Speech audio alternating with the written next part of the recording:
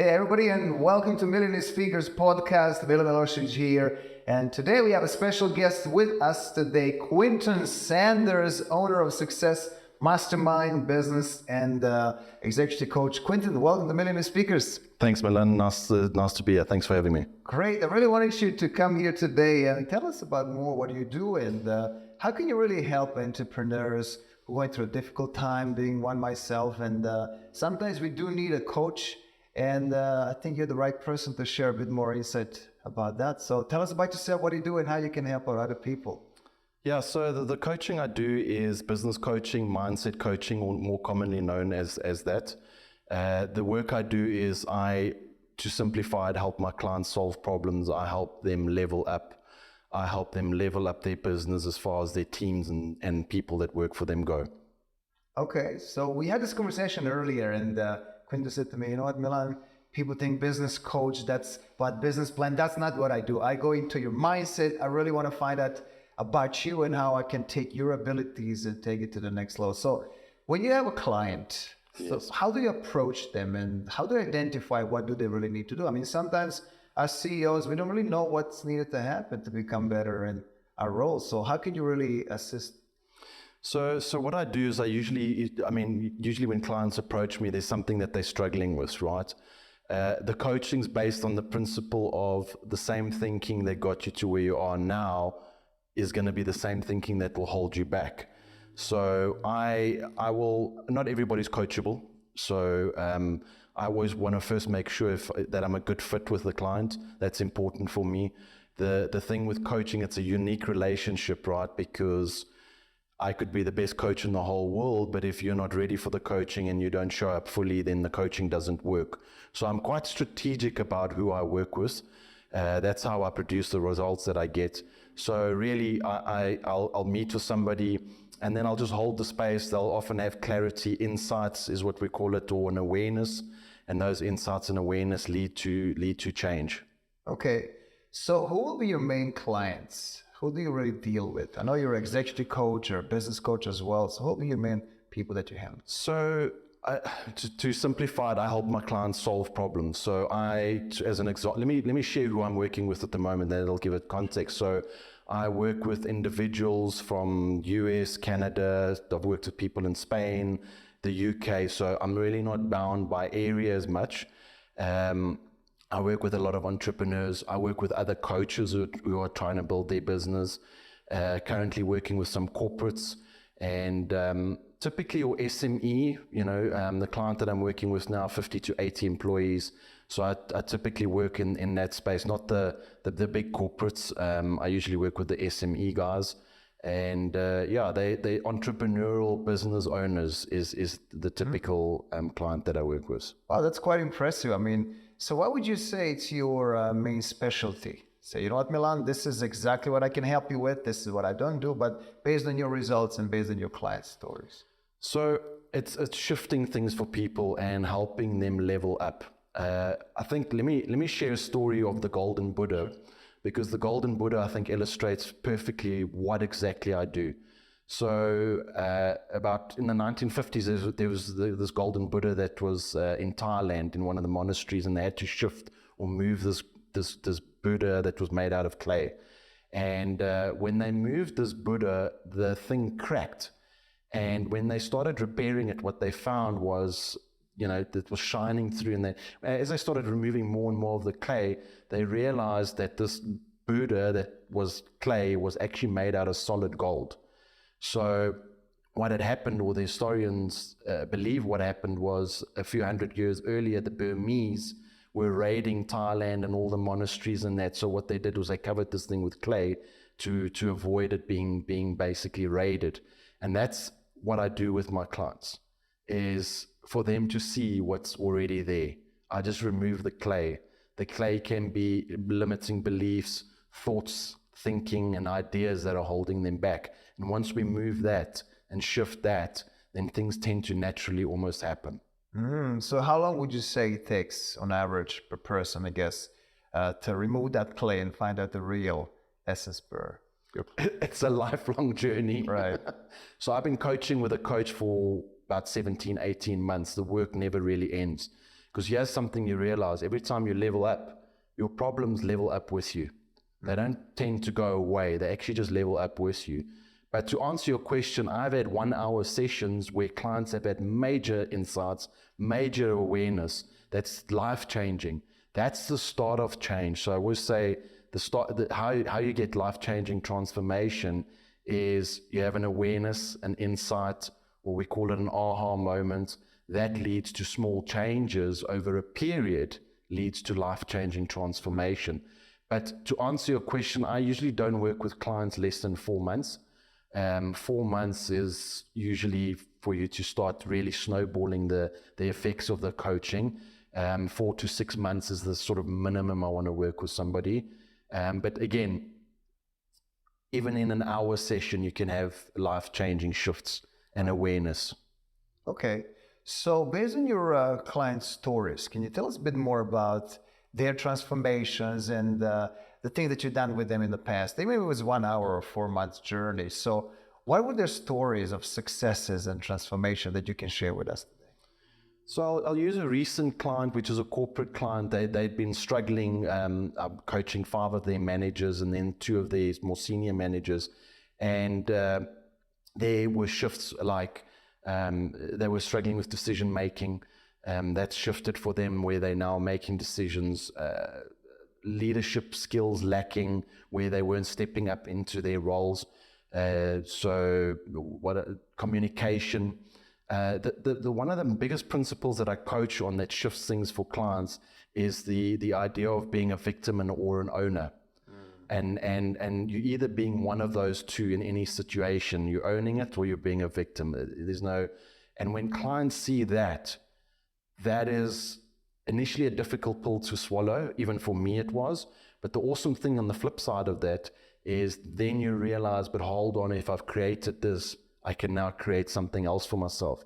So that's normally the biggest drop for most clients, is when they start seeing that and they start realizing, hold on, my future is not determined by my past. I created from here, and we can change whatever we need to change and start creating something completely different for you.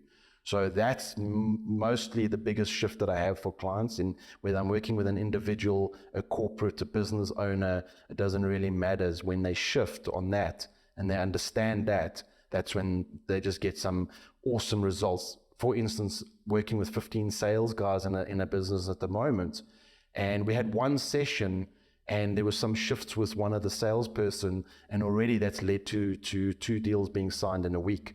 So it really depends. The shifts can happen very quickly or they can be a bit slower. It's dependent on the person and where they're at.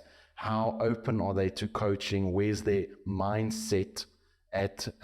So it's dependent on them. But really for me, the biggest thing to see is when a client gets that I can create anything I want. That's when it starts becoming fun, because then we play in the creative space of what do you want to create for yourself next? Is it a better relationship? And my coaching also, when I coach in the corporate or business side, is I focus on everything. So nothing's out of bounds. If you bring personal issues to the sessions, we coach on that. I have this principle of it's like a spider web. Every part of the spider web is connected in some way, shape, and form. So it's the same with your life, right? Personal affects business, business affects personal. It's all interlinked. So yeah, to answer your question, the biggest thing is the creating side of things. That's where clients really start creating some different situations for themselves. To really realize how far they can go with what they have, and you help them open that up, right? So, yes. But tell me, do you believe and agree with me that it's necessary to have a coach in life, and not just one, many in different areas of life and business? I mean, you're a coach, I'm also a coach, so we know that, but yes. Some people don't see need of having a coach. So what would you say in your experience? So for me, first of all, I've learned this, right, is don't try and water unfertile ground. A person's got to be ready, but certainly, so let me take a bit of a step back. In 2020, the reason I got into coaching is I was at a major crossroads, some things happened and stuff like that, and I made a decision to not keep repeating what I'd been doing in the past. And I struggled for the first 7 months when I decided even to start coaching and stuff. And it was only when I got my coach, John, who I worked with previously in So he's in the US. That was late June last year. That's when my business started exploding. I now work with a coach, David Schwindeman, who's based in the US. And all of my results are 100% because of a coach. Mm-hmm. A coach will get you results either that you can't get on your own, or results much quicker than what you're going to go and try and do on your own. So for me, when I first noticed this coaching thing, the thing that stuck out for me was I was in corporate sales for 13 years in the corporate side. We'd never got coaching, as in coaching me as a person. We got training, telecanvassing training 50,000 times, and all of these technical skills, but not the mindset and the coaching me. And that's the biggest thing that stuck out for me was, holy moly, why had nobody told me this or shown me this? Because, I mean, I would have been much further down the road because of it. Mm-hmm. So 100% I say a coach is, it's a requirement. It's not a luxury, in my opinion. Becomes a necessity at the end of the day, right? So, and I notice that a lot, right? In any industry, people think they can do it themselves until they get stuck. They still think they can do it themselves, do a lot of research. All of a sudden, they even give up because they never knew how far they can go and which steps it takes. And you as a coach, I mean, that's what your experience and guidance comes very needed, right? To take someone to the next level. But I want to really to ask you now, how did you end up being a coach? I mean, tell us a bit more about yourself. I feel like, there's this persona, an expert, but I really want to find out who you really are. Who is Quinton? I know your daughter is right here. She's like, okay, Daddy, tell us a bit more about it. I really want to know. So tell us more about yourself. What are your values? Where are you coming from? And what is your real passion in life? So my passion's always been business and entrepreneurship and that. And I'm going to share something now. My daughter's sitting there, as you mentioned, and she's probably going to nail me after this for this, but I hated school. I just didn't like school. I couldn't wait to get working and start my own business and start making money so I could do my own thing. So I left school at the age of 16, and the next day I started working in my dad's business. Age 21, I was running that business. He moved down to Port Elizabeth, and I was literally running the entire business. Went through a whole bunch of things, ended up in the corporate space. I was in that space for 13 years. I left that space in 2019, and I went on to do a whole bunch of online businesses that failed epically in 2020. I think that was part of my journey of getting me to that point of really, you have to get to that bottom sometimes to make changes, because otherwise it's not uncomfortable enough. And that was 2020 December. The 21st of December 2020, I decided to stop smoking. I didn't drink for about 8 months after that. Also stopped drinking. And I just went on this mission of, I need to figure this out because I'm 40 years old and I can't continue on this path the way I've been doing it. It's not working.